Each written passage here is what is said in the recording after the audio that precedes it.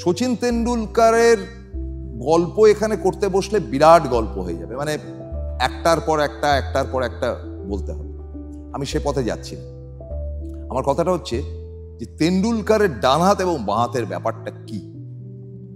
দেখুন, আপনারা প্রত্যেকেই দেখেছেন যে তেন্ডুলকার ডান হাতে বল করেন, ব্যাট তো ডান হাতে করেন, আপনারা দেখেইছেন। এবং শুধু তাই নয়, দূর থেকে যে উইকেট লক্ষ্য করে যে বল থ্রো করেন, অর্থাৎ যে বলটিকে তিনি ছুঁড়ে দেন উইকেট কিপারের কাছে ফিল্ডিং করতে গিয়ে, সেটা একেবারে থার্ড ম্যান ফাইন লেগ, মানে লং ডিস্টেন্সে তিনি কিন্তু ফিল্ডিং করেন এবং সেগুলো তিনি সবসময় কিন্তু ডান হাতে ছোড়ে।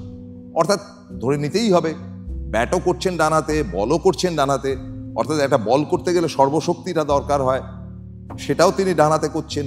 কাজেই তার ডান হাতটাই স্ট্রং। সরি, তার যে কোন হাতটা স্ট্রং সেটা বলা খুব দুষ্কর, কারণ আপনারা কজন জানেন জানি না, তিনি বাঁ হাতে সই করেন, বাঁ হাতে লিখতে পারেন। অদ্ভুত ব্যাপার।